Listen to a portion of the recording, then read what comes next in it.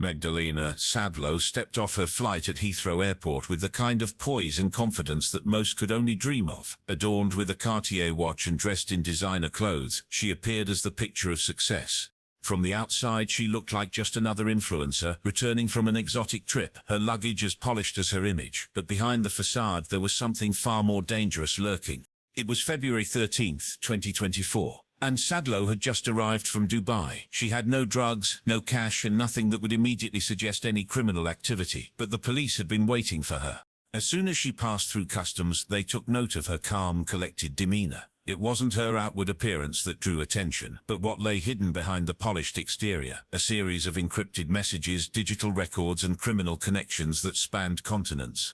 Sadlo's arrest marked the culmination of months of surveillance and investigation into a vast drug trafficking network operating across the UK and the Middle East. But to understand her arrest, we must first look at what had led investigators to her name. It all started with Rhys Barnes, a small-time drug dealer from Windermere, who was caught with a kilo of cocaine in early 2022. At first, his arrest seemed like just another routine bust. However, as investigators dug deeper into his connections, they uncovered a much larger, more sophisticated operation. The authorities, through their investigation, discovered a well-organized network that spanned multiple countries, from the UK's regional police forces to intelligence agencies. The operation quickly grew into one of the UK's largest and most far-reaching drug investigations. This operation, dubbed Matrix, utilized a wide range of investigative techniques, including phone taps, surveillance, and the analysis of encrypted communications. It wasn't long before Sadlo's name started to surface. While Barnes was only a low-level player, Sadlo had established herself as a linchpin in the network. She had connections with powerful cartels in the Middle East, and was known for her expertise in managing complex operations. But to the outside world, she was simply another glamorous influencer, living a life of luxury.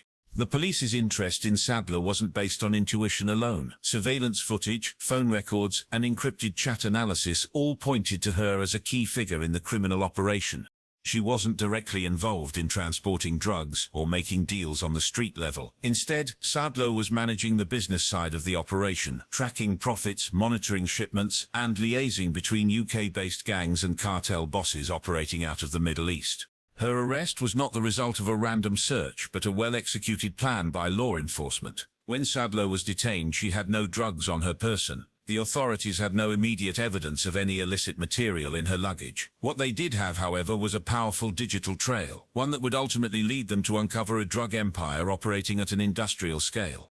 Investigators weren't just interested in her movements. They were looking for hard evidence, digital footprints, financial transactions, and encrypted communications that would link her directly to the operation. Sadlo's arrest would prove to be a turning point in what had already been a months-long investigation. Despite her seemingly innocent exterior, Sadlo was about to be exposed as a key player in one of the UK's most organized and dangerous cocaine trafficking rings.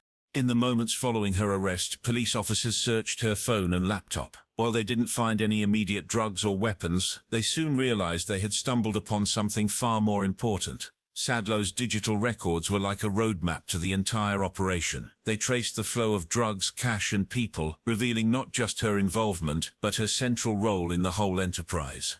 The investigation into Sadlo's network had only just begun, but the arrest of the so-called Barbie was the first step in dismantling a vast and deadly criminal empire. Magdalena Sadlo's role in the criminal operation was far more complex than anyone initially realized. Her arrest was just the beginning of uncovering a vast network that stretched beyond the UK, linking street-level drug deals to powerful cartels operating in the Middle East. At the heart of this operation was Sadlo, who had a unique skill set that made her an invaluable asset to the drug network. She wasn't just a participant, she was a manager, an architect behind the operation's success. The investigation, codenamed Operation Matrix, began with Rhys Barnes, the small-time dealer whose arrest had sparked the police's interest. However, as law enforcement dug deeper into his connections, they uncovered something far more significant than a one-off crime. They discovered an industrial-scale drug trafficking ring that was operating across several countries, moving massive quantities of cocaine, ketamine, and cannabis. While the authorities initially believed Barnes was the mastermind, they soon learned he was merely a cog in the much larger machine. The operation extended from the UK's remote areas such as Cumbria, all the way to the bustling streets of Dubai. It was through these links that Sadlo, known in the network as Barbie, became a crucial player. She had been recruited not for her muscle or connections to the streets, but for her intelligence, her business acumen, and her ability to navigate the high-end social circles that many of the drug lords could not access. Sadlo wasn't working in the shadows. She operated openly, maintaining a lavish lifestyle that seamlessly blended into the world of Dubai's elite. She worked within luxury hospitality, mingling with high-profile individuals and high-risk connections. It was here that cartel operatives identified her potential. They weren't looking for a courier. They needed someone who could manage operations, handle logistics, and keep the business side of the trafficking ring running smoothly. With her background in hospitality and her knowledge of high-end social networks, Sadlo was the perfect choice to connect the UK-based gangs with the Middle Eastern cartels. She wasn't just managing day-to-day operations, she was the backbone of the business, ensuring that every deal, every shipment and every transaction was executed with precision. But her role wasn't just administrative. As the operations expanded, Sadlo became deeply involved in the logistics of moving the drugs. The authorities found that she was personally transporting large quantities of drugs across borders, using high-end vehicles to blend in with city traffic. One of the largest shipments linked to her was a 33-kilogram shipment of cocaine that had been smuggled from Holland to a safe house in Wigan. This wasn't a one-time occurrence. Evidence presented during the trial showed that Sadlo was responsible for transporting nearly 300 kilograms of cocaine over 7 confirmed trips. She used fast cars and clean routes to avoid detection, covering multiple cities in a single trip. Each time she was careful, methodical and efficient, making sure the drugs were delivered on time and without a trace. Sadlo's involvement wasn't just limited to transport. She was also directly responsible for managing the finances of the operation. Through encrypted communication and meticulously organized spreadsheets, Sadlo tracked every sale, every shipment and every penny of profit. Her records weren't just about numbers, they detailed the entire network. At one point, investigators uncovered a file detailing the movement of over 600 kilograms of cocaine, broken down by shipment, timing and delivery. Another document showed the depletion of stock and updates on the profits being made. These weren't hastily scribbled notes or unorganized logs. Sadlo's records were as refined and detailed as any corporate accounting ledger. While Sadlo's role in the operation may have appeared executive and distant, she was deeply embedded in the logistics and operations of the drug trade. She wasn't just overseeing a business from afar. She was actively participating in the transport and management of drugs, moving them with precision and without hesitation. Despite the sophistication of the network, Sadlo's ability to operate openly in luxury spaces allowed her to stay one step ahead of the authorities. She blended into society seamlessly, all while overseeing a network that spanned continents. Her world was one of luxury, but beneath that veneer was a criminal mastermind at the helm of a global drug empire. The deeper investigators dug into the network, the more they realized how interconnected it all was. Every link led back to Sadlo, whether it was the transportation routes, the finances, or the cartel's leadership. And as the investigation progressed, it became clear that Sadlo was not just a cog in the machine, she was essential to its operation. With every step of the investigation, the network expanded in scope. What started as a local drug deal had now become an international criminal enterprise, with Sadlo at its center. The authorities were closing in, but the more they uncovered, the more they realized just how deeply Sadlo had woven herself into the fabric of the operation. Magdalena Sadlo wasn't just the face of the operation, she was its mastermind, operating with precision and methodical control. While most would assume drug traffickers rely on physical strength or street connections, Sadlo's role was one of strategy and management. Her mind wasn't focused on the street-level exchanges of drugs, but on running a multi-million-pound business. She didn't just facilitate transactions, she optimized every detail of the operation, ensuring it ran as smoothly as any corporate enterprise. The investigation into Sadlo uncovered a sophisticated network of spreadsheets, digital files, and encrypted messages that painted a clear picture of her leadership. Each record wasn't just a simple entry, it was an insight into the intricate web she had woven. Her digital footprint revealed that she was actively managing everything from drug shipments to financial transactions. At one point, investigators uncovered a file that detailed the movement of 600 kilograms of cocaine, broken down by timing, batch numbers, and even profit margins. Her approach wasn't just about tracking the numbers, it was about understanding the business side of the cartel's operations. Unlike street-level dealers who moved drugs with little regard for the bigger picture, Sadlo ensured that each transaction was accounted for down to the decimal. She maintained a meticulous ledger, where every drug sale from cocaine to ketamine was documented with the same accuracy you would expect from a Fortune 500 company. It wasn't just about tracking the drugs themselves. Sadlo was tracking the entire operation. Her spreadsheets included everything from inventory and stock levels to customer payments and pricing per kilogram. There was no guesswork in her system. Each shipment was accounted for, and each transaction was followed up with ruthless efficiency. At one point, Sadlo noted a monthly profit of nearly £96,000, a figure she recorded with the same calm precision that a CEO would report quarterly earnings. But Sadlo's role wasn't limited to number crunching. She was also a ruthless manager who expected nothing short of perfection from those around her. Investigators uncovered encrypted messages where Sadlo chastised other high-ranking members of the network for sloppy accounting. She wasn't just managing spreadsheets, she was managing people, and her standards were high. If someone failed to meet those standards, they were swiftly corrected. Her efficiency extended beyond the office. Sadlo was hands-on in the movement of drugs, actively participating in the transportation process. Investigators traced multiple shipments of cocaine, with Sadlo personally involved in transporting nearly 300 kilograms over several trips. One of her largest runs, involving 33 kilograms of cocaine, was smuggled from Harwich and delivered directly to a safe house in Wigan. This wasn't just about transporting drugs, it was about maintaining control over the entire process. What made Sadlo particularly dangerous wasn't just her business acumen, it was her ability to operate under the radar. While other members of the cartel were hidden away in safe houses or dealing drugs on the street, Sadlo operated openly in luxury spaces. She lived a life of glamour and privilege, rubbing elbows with Dubai's elite while orchestrating one of the largest drug trafficking operations in the world. Her social media profiles showcased a life of success, filled with yacht parties, luxury events, and curated images of a lifestyle that many would envy.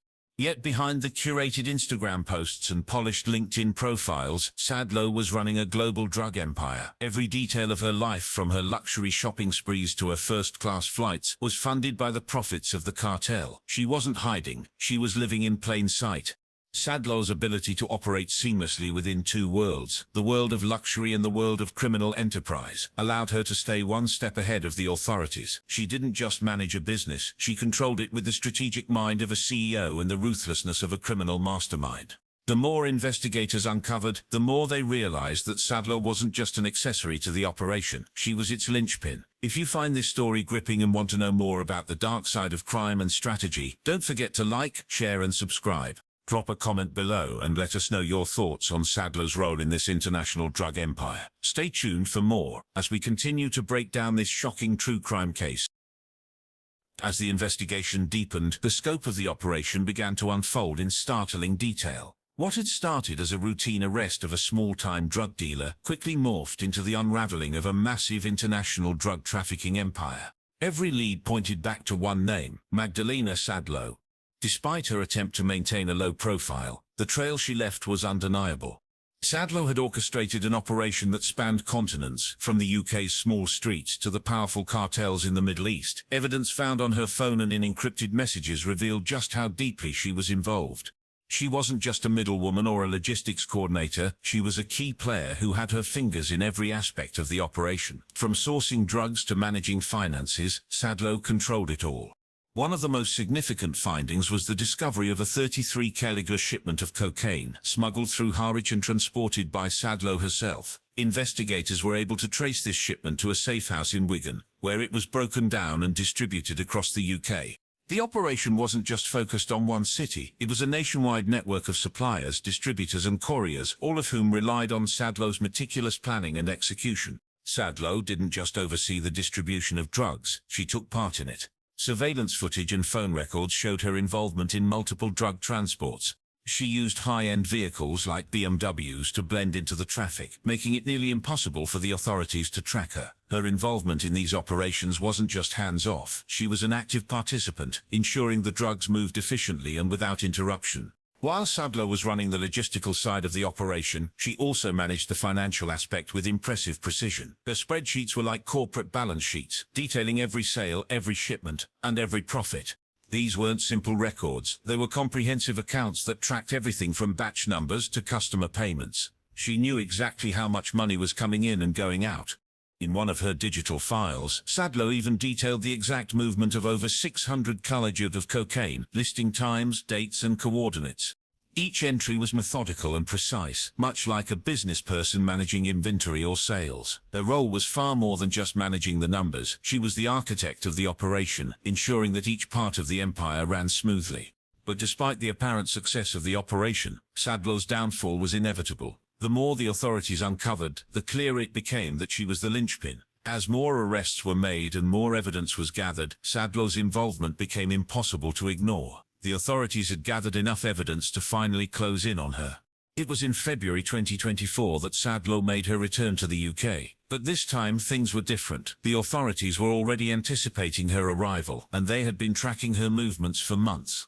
As she stepped off the plane at Heathrow, police were waiting to apprehend her. They weren't just looking for drugs, they were looking for the digital evidence that would finally link her to the larger criminal network. When Sadlo was detained, police quickly searched her phone and laptop. They didn't find any physical drugs, but they found something far more valuable: the internal workings of an international drug empire.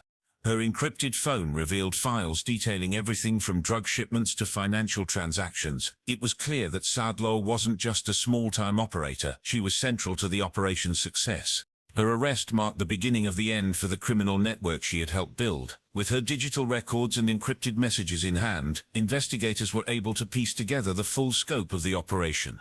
What had once seemed like a collection of isolated drug deals was now revealed to be a vast international cartel, with Sadlo at the heart of it.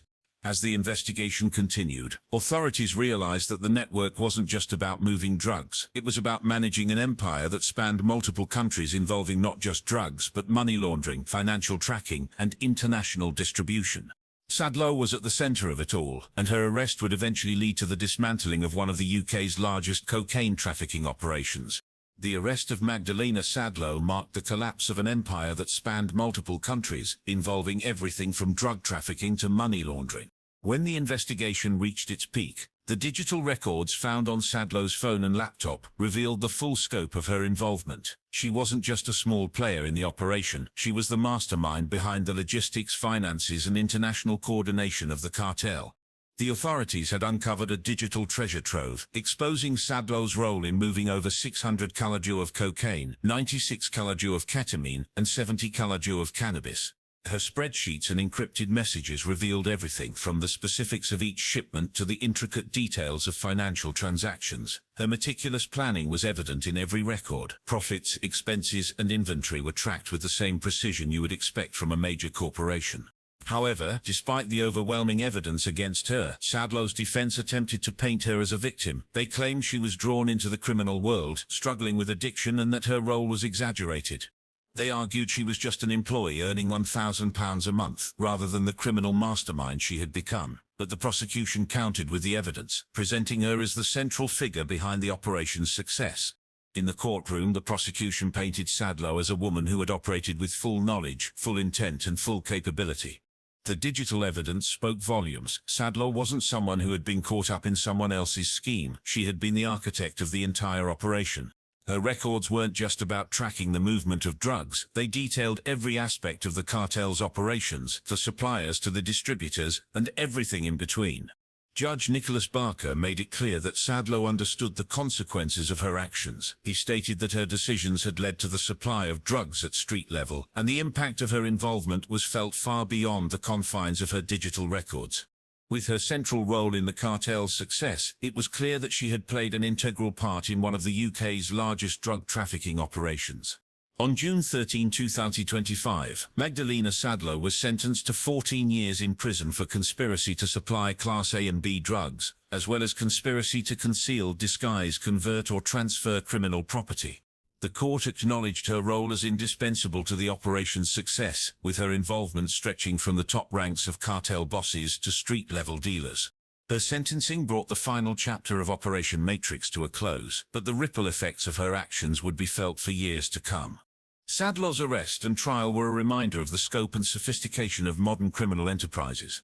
What appeared to be a small-time drug operation had evolved into a global network, all coordinated through digital means and operated with the precision of a Fortune 500 company. Sadlo, a woman who once seemed untouchable, had been brought to justice, her carefully constructed empire now in ruins. If you found this true crime story fascinating and want to see more gripping cases like this one, don't forget to hit the like button, share this video with your friends, and leave a comment below. Let us know what you think about Sadlo's 14-year sentence. Was it too much, too little, or exactly right? Like, share, and subscribe to our channel for more jaw-dropping stories, and hit the notification bell so you never miss an update. There's always more to uncover, and you won't want to miss what's coming next.